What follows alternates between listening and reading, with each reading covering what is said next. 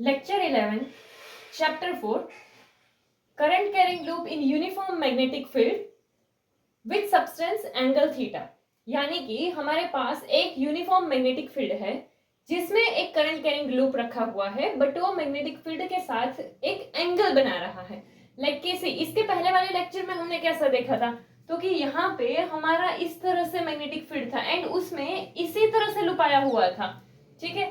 But यहाँ पर क्या है कि ये जो लूप है ना, वो ऐसा होने की जगह थोड़ा सा ऐसे है।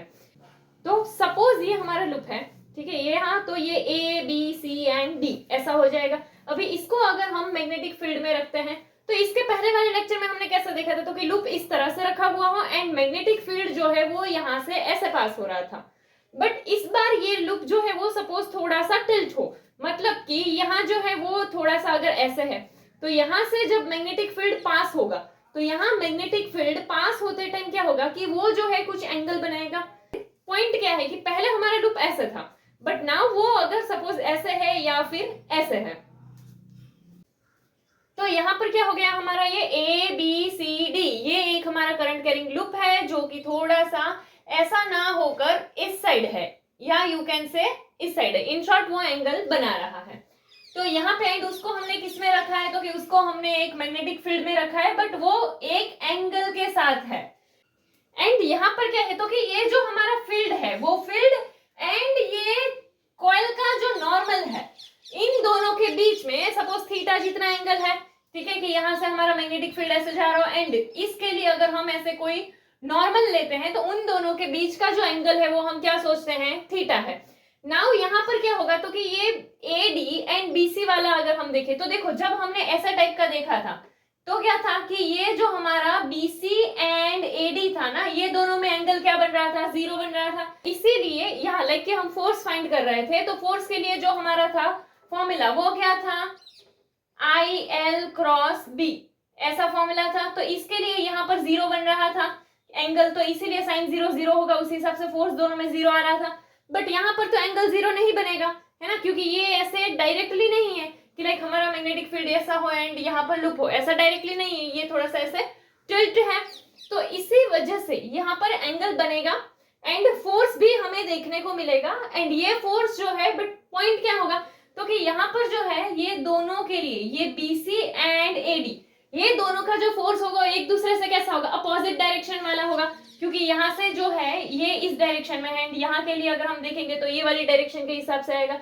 तो इसीलिए यहाँ पर जो फोर्स होगा वो क्या होगा, तो कि वो दोनों फोर्स एक दूसरे से अपोजिट डायरेक्शन में होगा, बट मैग्नीट्यूड के हिसाब से कैसा होगा, इक्वल होगा, क्योंकि मैग्नेटिक फील्ड सेम है, दोनों सेम टाइप का एंगल बना रहे होंगे, दोनों का लेंथ सेम है, तो इसीलिए दोनों फोर्स का मैग्नीट्यूड सेम होगा, बट दोनों एक दूसरे से अपोजिट होंगे।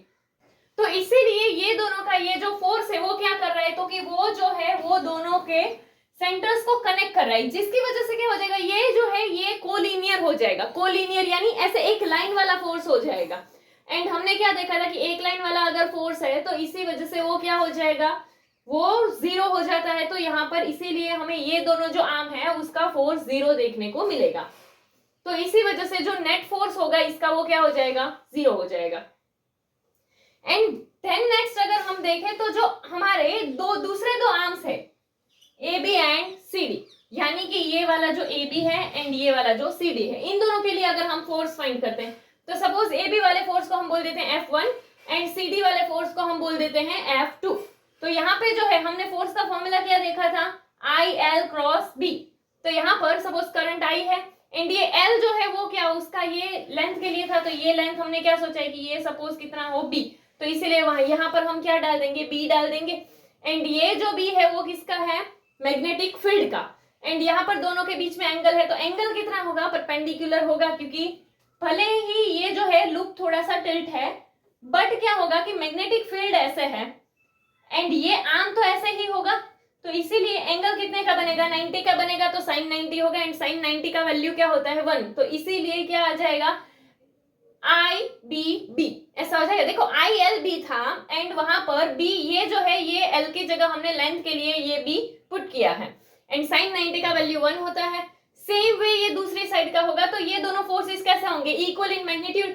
यहां तक वाला पहले वाला जो हमने देखा था उसी के सेंस में है थोड़ा बहुत, तो यहाँ पर दोनों फोर्सेस क्या हो जाएंगे, इक्वल हो जाएंगे, बट दोनों का डायरेक्शन कैसा होगा, अपोजिट होगा। प्लस ये दोनों फोर्सेस क्या होंगे, नॉन कोलिनियर होंगे, यानी एक लाइन वाले नहीं होंगे, इसीलिए इसमें टॉर्क प्रोड्यूस होगा।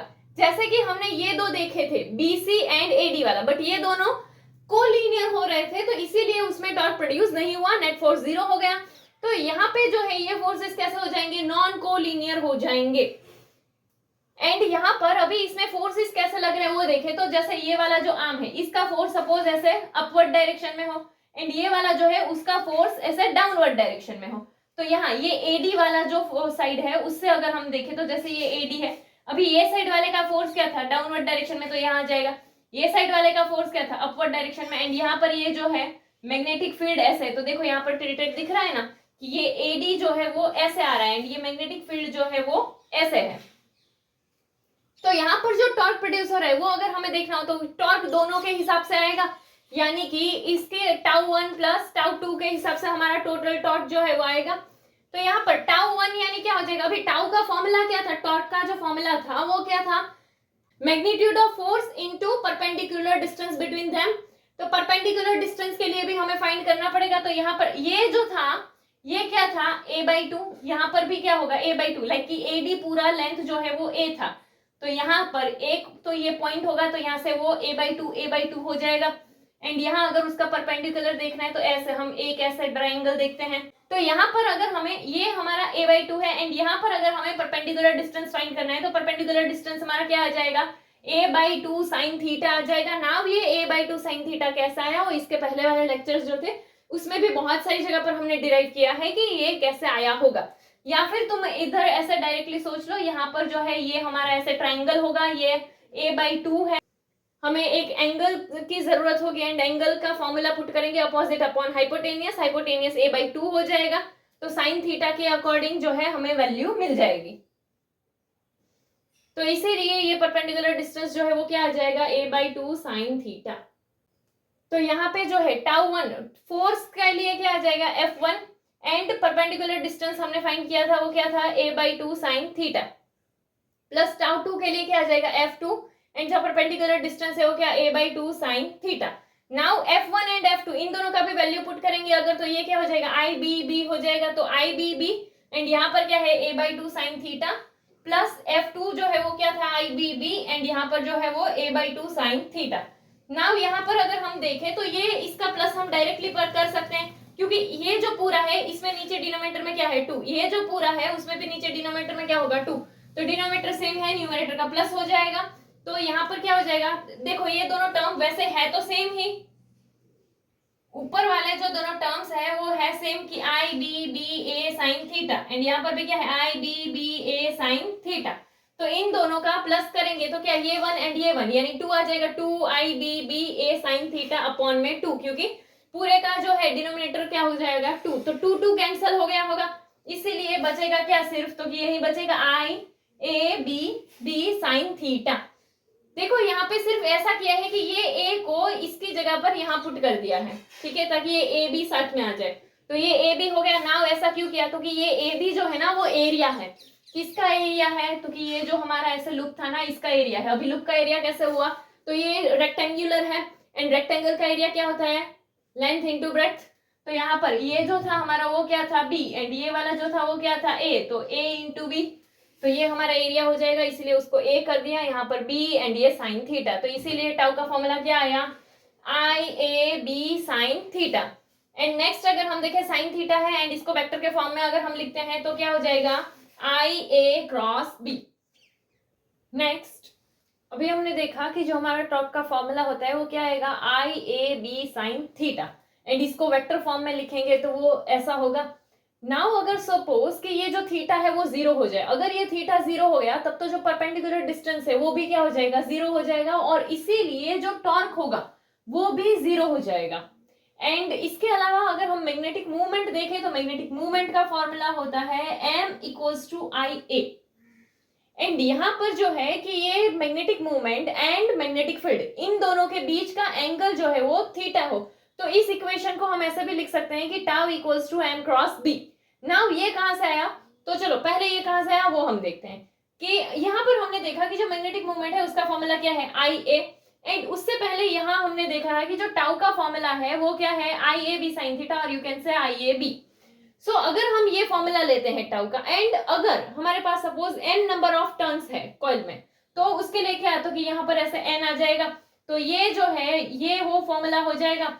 एंड यहाँ पर जो है अगर थीटा 90 डिग्री होगा तो साइन 90 यानी क्या 1 आ जाएगा, तो ऐसे टाइम पर क्या हो जाएगा n i a b हो जाएगा।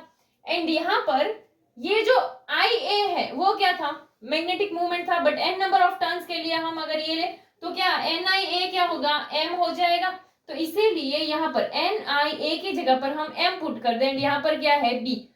एंड अगर सपोज थीटा 90 नहीं है तो क्या, तो यहाँ पर हम साइन थीटा रखते हैं, तो यहाँ पर भी क्या आ जाएगा, ऐसे एम बी साइन थीटा आ जाएगा। एंड अगर ऐसा एम बी साइन थीटा आता है तो भी उसको वेक्टर फॉर्म में लिखोगे तो m क्रॉस b ही आएगा। यहाँ पे तो हमने जो यहाँ पर टॉर्क जो मिला है हमें वो क्या है, m क्रॉस b, यानी कि ये मैग्नेटिज्म के लिए है। बट टॉर्क जो है सेम चीज हमने इलेक्ट्रोस्टैटिक में भी फाइंड की थी। एंड इलेक्ट्रोस्टैटिक में हमको जो फॉर्मूला मिला था वो क्या था, p cross e। And electrostatic में हम p को क्या बोलते थे, डाइपोल मोमेंट। तो यहाँ पर देखो दोनों ऑलमोस्ट सेम चीज जैसा ही दिख रहा है कि ये है डाइपोल मोमेंट, तो यहाँ पर क्या है, मैग्नेटिक मोमेंट। यहाँ पर ये जो है ये क्या है, इलेक्ट्रिक फील्ड, तो यहाँ पर क्या है, मैग्नेटिक फील्ड। यानी कि अगर हमारा इलेक्ट्रोस्टैटिक के लिए देखेंगे तो electric field and electric dipole moment आएगा। एंड अगर हम मैग्नेटिक के लिए देखते हैं तो magnetic field and magnetic dipole moment आएगा।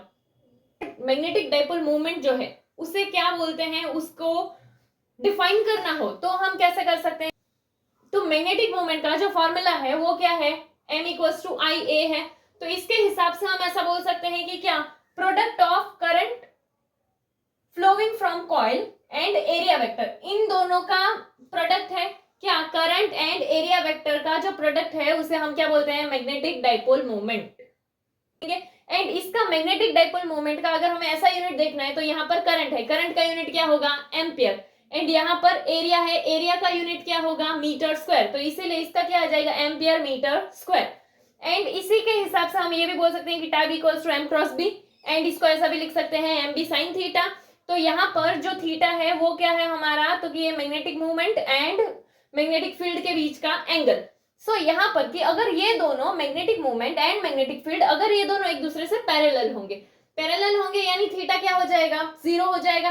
सो अगर साइन थीटा जीरो का वैल्यू क्या आ जाएगा, जीरो, तो यहाँ पर जब हम वैल्यू पुट करेंगे तो फिर फाइनल आंसर क्या हो जाएगा, जीरो। इसके अलावा अगर एंटी पैरेलल हुआ तब भी जो है वो एंगल आएगा वो कितने का होगा, 180 का होगा। तो साइन 180 का वैल्यू भी क्या होगा, जीरो। तो इसीलिए जब हम वैल्यू पुट करेंगे तो टोटल जो टॉर्क होगा वो क्या हो जाएगा, जीरो हो जाएगा। तो इसीलिए कि जब भी ये दोनों जो है वो एक दूसरे से पैरेलल होंगे या एंटी पैरेलल होंगे तो जो टॉर्क का वैल्यू आएगा वो कितना होगा, जीरो होगा।